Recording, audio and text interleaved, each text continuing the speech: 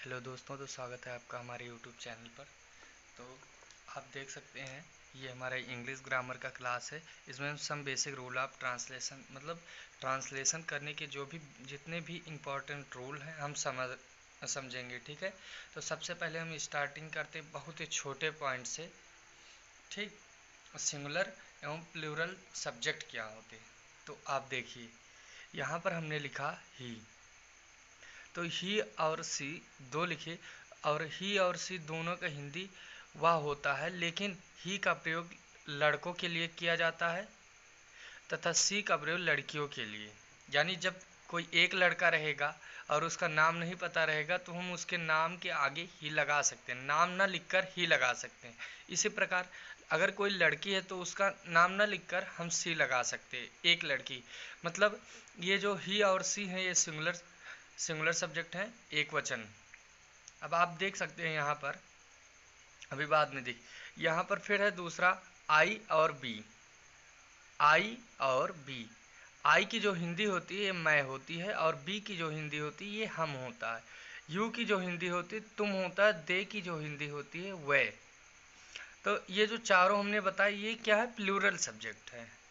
ठीक, plural subject क्या है तो बहुवचन। अब आप देख लीजिए एग्जाम्पल से, जैसे ये एक पंछी हमने बनाया, यहाँ पर एक पंछी इसलिए इसे एक वचन का, लेकिन यहाँ पर अनेक पंछी हैं जिसे हम बहुवचन कह सकते हैं। ठीक, अब यहाँ पर कुछ इंपॉर्टेंट चीज है, पहले देख लीजिए। यहाँ पर दिया ही, यानी जो ही है इसका सब्जेक्ट तो ही होगा, लेकिन जो ही का ऑब्जेक्ट है ये हिम होता है। ठीक है, और दूसरा जो दिया है सी, सी की जो हिंदी होती है वह होती है, लेकिन इसका जो ऑब्जेक्ट होता है ये हर होता है। कहीं अभी हम आपको दिखाएंगे कहाँ इसका उपयोग होता है। और तीसरा जो है बी दिया है, और बी की हिंदी हम होता है, ये हमने पहले यहाँ पर बता चुके हैं, आप देख सकते हैं, लेकिन हम यहाँ पर दोबारा बता रहे हैं जिससे आपको अच्छे से याद हो जाए। और बी का जो ऑब्जेक्ट होता है अस होता है। यू की हिंदी तुम होता है, लेकिन यू का ऑब्जेक्ट भी यू ही होता है। ठीक, यहाँ पर है प्लूरल में दे, या कोई भी प्लूरल ले लें, दे कहें या कोई भी प्लूरल है तो उसके हिंदी जो होगा वे होगा, लेकिन यहाँ पर जो इसका दे का जो ऑब्जेक्ट होगा ये देम होगा, तथा जो आई है यानी मैं, इसकी जो हिंदी होती है मैं, और इसका जो ऑब्जेक्ट होता है ये मी होता है। ये कहीं ना कहीं आपको मिलेगा, ज़्यादातर इसमें एक्टिव और पैसिव में आपको ये देखने को मिलेगा। ठीक है, अब यहाँ पर देखिए हमने लिखा रूल। रूल क्या है ये समझिए। आई के साथ अपने के लिए माई का प्रयोग करते हैं, अभी हम आपको दिखाएंगे कहाँ प्रयोग करते हैं ऐसे। ही के साथ अपने के लिए हिज, सी के साथ अपने के लिए हर, बी के साथ अपने के लिए आवर, और दे के साथ अपने के लिए दियर, यू के साथ अपने के लिए आवर, और दिया है सभी प्लूरल सब्जेक्ट के साथ दियर का प्रयोग करते हैं। ठीक है, इतना समझिए।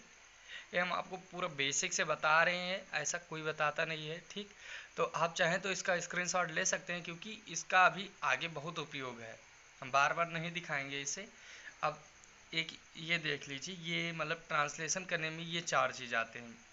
मान लीजिए अभी हम बता रहे हैं प्रेजेंट टेंस, या प्रेजेंट समझ लीजिए, या कुछ भी अगर हम बता रहे हैं तो इस वीडियो में जो है ये हम यूज ऑफ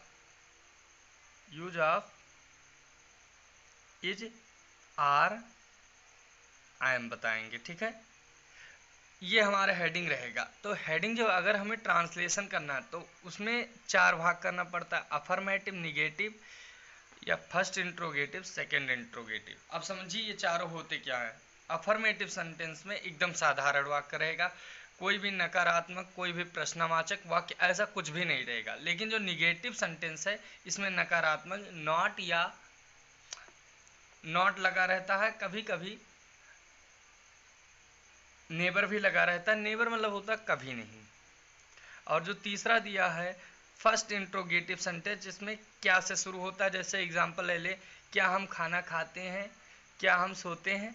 तथा जो चौथा है सेकंड इंट्रोगेटिव सेंटेंस, क्यों, कब, कैसे, कहाँ आदि बीच में होगा। जैसे तुम्हारा क्या नाम है, बीच में क्या आया, यहाँ पर क्या आ गया, बीच में जो क्या आ गया, तुम कब घर आओगे, यहाँ पर बीच में कब आया। तो यानी जो ऐसे सेंटेंस हैं ये सेकंड इंट्रोगेटिव रहते हैं। तो आप देख सकते हैं इसके साथ हम दो अलग पेजेस लाए हैं, जिसमें हमें पहले देख लीजिए, पहला पेज है हमारा use of is am are. तो इस वीडियो का हमारा मेन पॉइंट यही था। तो हम कहाँ इज का प्रयोग करते हैं, कहाँ एम का और आर का, ये हम बहुत ही अच्छे तरह से समझने की कोशिश करेंगे। ठीक, तो पहले हम लिखेंगे use of is am are, हमने लिखा। फिर यहाँ पर तीनों वही चीज, इसका जो हेल्पिंग वर्ब है ये इज आर एम, ये है क्या, तो ये क्या है, हेल्पिंग वर्ब है। ये क्या करते हैं, काल बताते हैं। यानी ऐसे जो सेंटेंस होते हैं जितने में हेल्पिंग वर्ब है, इज आर एम या वाज वेयर, ये हमें बता सकते हैं कि किस काल में है। तो इज आर एम ये वर्तमान काल को दिखाता है। ठीक है, पहचान जो है इसकी जो पहचान है, जिस वाक्य के अंत में है, हैं, हूँ आदि शब्द आते हैं लेकिन कार्य का बोध नहीं होता है। ठीक है, हमने क्या बताया, जिस वाक्य के अंत में है, हूँ, है, हैं, हूँ आदि शब्द आते हैं लेकिन कार्य का बोध नहीं होता है, उस वहाँ पर हम इज आर एम का प्रयोग करते हैं। ठीक है, आप देखिए अनुवाद करने का नियम, यानी हम कह लें इंग्लिश में तो रूल्स ऑफ ट्रांसलेशन, ये उस बच्चों के लिए जिससे बिल्कुल भी इंग्लिश नहीं आता है, तो यहाँ से उन्हें ट्रांसलेशन करने को बहुत अच्छे से आ जाएगा। अभी देखिए हम आपके स्कूल में देखा जाए तो सीधा 10 से क्लास शुरू होती है, और ये जो हमारी क्लास है इज एम आर सबसे छोटी ट्रांसलेशन का ये सबसे छोटा रूल है, तो इसे हम समझने की कोशिश करेंगे। पहला है फर्स्ट अफर्मेटिव सेंटेंस। हमने बताया यहाँ पर पिछले पेज में कि कोई भी हेडिंग होगी तो उसका जो पहला मतलब पहला होता है वाक्य, ये अफर्मेटिव सेंटेंस होता है। ठीक है, तो इसके भी नियम है, 3 नियम है, ये हमें समझना है। ही सी वाज सिंगुलर सब्जेक्ट के साथ इज का प्रयोग करके उसके बाद ऑब्जेक्ट लगाते हैं। क्या लगाते हैं, ऑब्जेक्ट लगाते हैं। ठीक है, ऑब्जेक्ट क्या होता है, जो भी कुछ सब्जेक्ट के बारे में कहा जाए वही ऑब्जेक्ट हो गया। ठीक, दूसरा रूल है बी यू दे व प्लूरल सब्जेक्ट के साथ आर का प्रयोग किया जाता है। यहाँ पर हमने पहले में समझा कि जो इज का प्रयोग है, यहाँ वाला ये दिख रहा होगा इज, तो इज का प्रयोग कहाँ किया जाता है, ही सी व सिंगुलर सब्जेक्ट के साथ इज का प्रयोग किया जाता है। ठीक, दूसरा है बी यू दे व प्लूरल सब्जेक्ट के साथ आर का प्रयोग, जितने बी यू दे व प्लूरल सब्जेक्ट के साथ आर का प्रयोग करके उसको शब्द उसके बाद ऑब्जेक्ट लगाते हैं। ठीक है, अभी हम आपको दिखा रहे हैं ट्रांसलेशन करके कैसे किया जाता है इतने छोटे छोटे वाक्य। तीसरा जो रूल है, आई के साथ अहम का प्रयोग करते हैं। अब आई हमने यहाँ पर 3 दिए थे, इज आर एम, तो तीनों हो गए। इज का प्रयोग ही सी व सिंगुलर सब्जेक्ट के साथ, बी दूसरा दिया आर का प्रयोग we you they plural subject के साथ, और तीसरा है आई के साथ एम का प्रयोग किया जाता है। अब देखिए रूल्स ऑफ ट्रांसलेशन है, तो इसके जो सही रूल क्या है ये देखते हैं। मतलब ये शॉर्ट रूल है, अगर आपको रूल पता है तो आप ट्रांसलेशन चुटकियों में कर देंगे। ठीक है, तो पहले तो सब्जेक्ट करना है। ठीक, पहले हमें जैसे कोई भी वाक्य दिया है, यहाँ पर देख लीजिए सब्जेक्ट वाह, तो हमें पहले बात करना मतलब देखना है वाक्य में कि किसकी बात हो रही, तो वाह की बात हो रही, यानी ही सब्जेक्ट। उसके बाद इज आर एम, अगर सब्जेक्ट हमने बताया सिंगुलर है, सब्जेक्ट कैसा है, सिंगुलर है, यहाँ पर ही सी, देखिए आप वह एक शिक्षक है। अगर यहाँ पर शिक्षिका होता तो हम सी का प्रयोग करेंगे, लेकिन यहाँ पर शिक्षक इसलिए हमने ही का प्रयोग किया है। ठीक है, क्योंकि ही का प्रयोग जो है वो लड़कों के लिए किया जाता है। तथा फिर दिया है इज, ही के बाद हमने इज लगाया। ठीक, यहाँ पर एक दिया है इसलिए हम यहाँ पर ही इज आ टीचर कर सकते हैं। ठीक है, he is a teacher. Object क्या है, शिक्षक यानी टीचर। तो ये हमारा दूसरा पेज हो गया। अब हम तीसरे पर आते हैं, जिसमें हम पूरा बता रहे हैं आपको ट्रांसलेशन कैसे करना है। तो अफर्मेटिव, हेडिंग है अफर्मेटिव, रूल्स वही लिख दिए हैं, सब्जेक्ट प्लस इज अथवा आर अथवा एम प्लस ऑब्जेक्ट। आपको पता चल गया कब इज का प्रयोग करना है, कब आर तथा कब एम का प्रयोग, ठीक है। तो इसके लिए हम कुछ, आप देख सकते हैं हेल्पिंग लिस्ट है, यहाँ से आपको बहुत मदद मिलेगी क्योंकि इतने वर्ड हैं और इसके मीनिंग हमने सामने लिख दिया है। तो आपको मीनिंग का सारा वर्ड इंग्लिश में मिल जाएगा जो अभी इधर काम आएगा। देख सकते हैं आप, माइजर पहले दिया है हमारा, माइजर, माइजर माने कंजूस। माइजर का अर्थ जो होता है कंजूस होता है। ब्लाइंड, ब्लाइंड अंधा। एंग्री नाराज। सैड दुखी। विद देम उनसे। विद हिम उससे। विद यू तुमसे। और विद हस दिख रहा है, विद हस हमसे। इल बीमार। थीफ चोर तथा हॉनेस्ट मतलब ईमानदार। और विस मतलब बुद्धिमान, ठीक है। तो अब हम ट्रांसलेशन देखेंगे कैसे करते हैं, ठीक।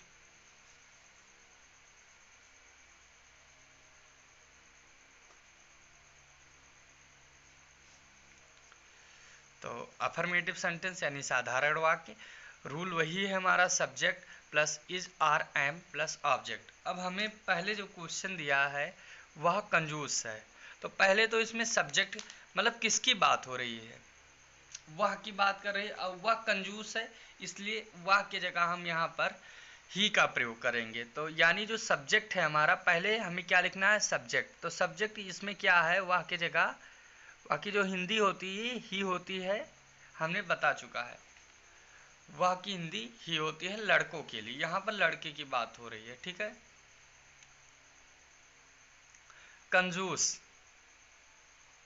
अब पहले हमें देखना, कंजूस छोड़िए, पहले देखना सब्जेक्ट के बाद हमें इज आर एम का प्रयोग करना है। अब हमें ये कैसे पता चलेगा कहाँ इज का प्रयोग, कहाँ आर का तथा कहाँ एम का, ये आपको पता चल गया होगा, हमने पहले ही बता दिया कि अगर सिंगुलर सब्जेक्ट है तो उसके साथ इज का ही प्रयोग होता है। तो यानी ही इज, ठीक। और आप देख सकते हैं कंजूस यानी माइजर, ही इज माइजर। बस इतना छोटा छोटा है, लेकिन इसे भी करने में बहुत टाइम लगता है। अगर आपको कुछ नहीं पता तो नहीं कर पाएंगे। दूसरा जो क्वेश्चन दिया है, वह बहुत बुद्धिमान है, वह बहुत बुद्धिमान है।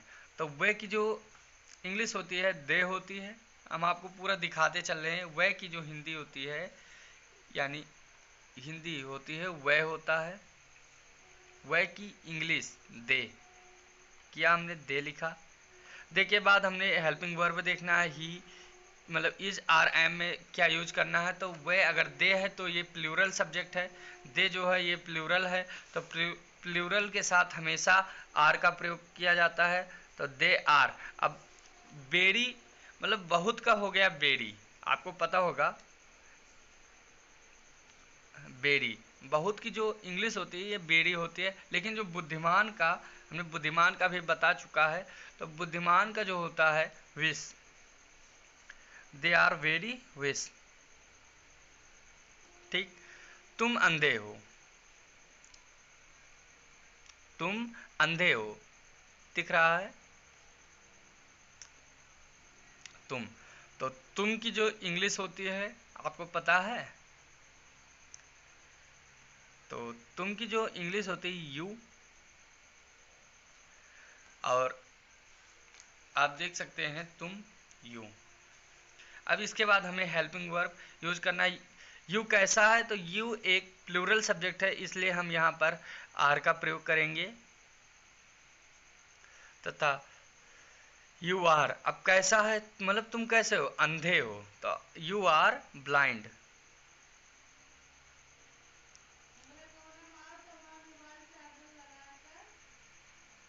You are blind. मैं एक विद्यार्थी हूं, तो मैं का हो गया आई, आई। उसके बाद हमें हेल्पिंग वर्ब यूज करना, तो आई के साथ हमेशा एम का प्रयोग होता है। हम दोबारा दिखा दें, आई के साथ हमेशा मतलब आई के साथ एम का ही प्रयोग होता है, ठीक। तो I am a student. Okay okay. 5वां नंबर क्वेश्चन है, मीना हमसे दुखी है। मीना हमसे दुखी है, तो हमारा सब्जेक्ट जो है ये मीना है, तो हम पहले लिखेंगे मीना।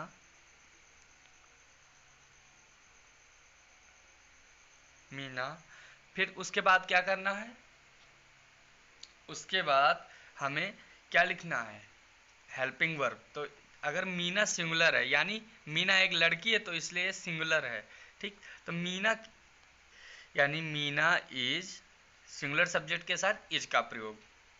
आपको रटना नहीं, बस समझ गए होंगे वैसे। मीना इज हमेशा, हमेशा, या हमेशा कह रहे हैं, हमसे लिखा है, मीना हमसे दुखी है। तो आपको हमसे का अगर इंग्लिश पता होगा तब तो अच्छी बात है ना, वरना पूरा ट्रांसलेशन गलत हो जाएगा। तो हमने ये भी लिख लिया हमसे, विद अस। ये सारा स्क्रीनशॉट आप रख सकते हैं, या इससे आप नोट्स भी बना सकते हैं, क्योंकि अभी हमारी काफ़ी दिन की क्लास रहेंगी जिसमें पूरा ये हमारा यूज़ होगा। और उसके बाद टेंस, फिर active passive, direct indirect. Meena is हमसे, हमसे का हो गया विद, मीना हमसे, Meena is sad with us. अब यहाँ पर विद अस बाद में क्यों लिखे ये बताएं, क्योंकि विद अस जो है ये अदर वर्ड है, यहाँ पर अलग से यूज किया गया। मीना दुखी है, अगर हम ऐसे लिख लेते हैं मीना दुखी है तब भी सही रहता, लेकिन हमसे जोड़ा है तो ये अदर वर्ड हो गया ना, तो इसलिए विद अस पीछे। क्वेश्चन नंबर 6 है, वह अपने खेत में हैं। वह अपने खेत में हैं, खेत की इंग्लिश फील्ड। वह दे, यानी जो हमारा सब्जेक्ट है ये दे है। दे के साथ हमेशा आर का प्रयोग। अब हमने बताया अभी कि वह के साथ अपने के लिए क्या प्रयोग किया जाता है। वह के साथ अपने के लिए क्या प्रयोग किया जाता है हमने बता दिया। तो अगर नहीं आपने ध्यान दिया था तो दोबारा देख लीजिए। वह, यहाँ पर दे के साथ अपने के लिए दियर का प्रयोग करते हैं, ठीक है। हमने ये सारा फालतू नहीं बताया, सारे काम की चीज़ है। दे के साथ अपने के लिए दियर का प्रयोग, तो दे आर, मे की जगह in their field, they are in their field, ठीक। They are in their field, वो कहाँ थे, अपने खेत में थे, ठीक। हम बहुत कंजूस हैं, हम बहुत कंजूस है, क्योंकि आपने वीडियो लाइक नहीं किया इसलिए। तो हम की क्या हो गया, बी।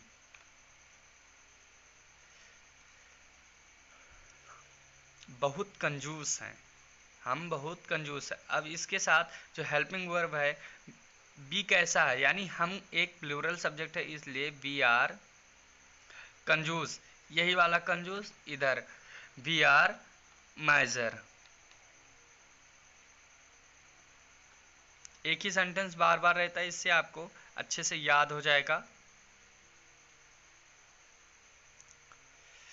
क्वेश्चन नंबर 9 है, यहाँ पर 7 के बाद 9 है, लेकिन यहाँ पर नीचे हमने 8 फिर से दोबारा लिख दिया, उससे कोई दिक्कत नहीं, आपको टोटल 10 हो गए।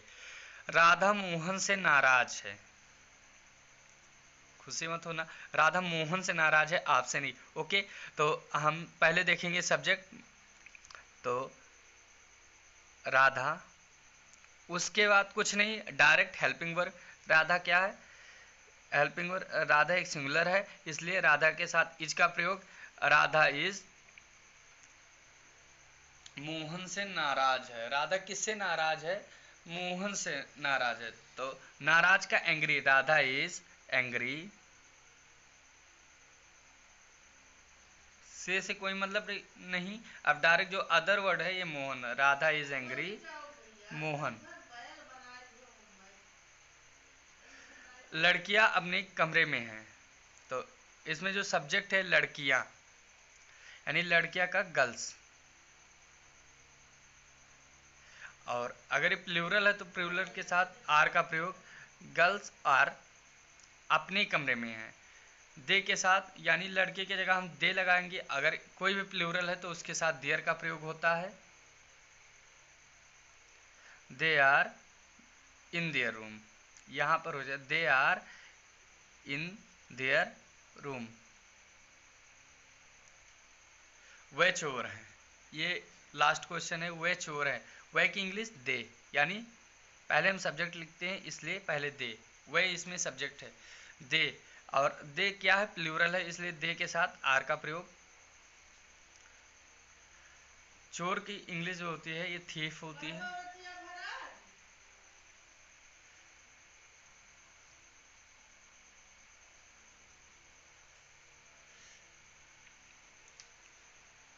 ये छोटा छोटा 2 होमवर्क है। मैं चोर हूँ और मैं किसान हूँ, इसे कमेंट बॉक्स में देना। और इतना हो गया। अब जो हमारा अगला वीडियो है इसमें हम यूज ऑफ वाज वेयर बताएंगे। ओके, तो अगर आपको वीडियो पसंद है तो लाइक और सब्सक्राइब कर दीजिएगा। धन्यवाद।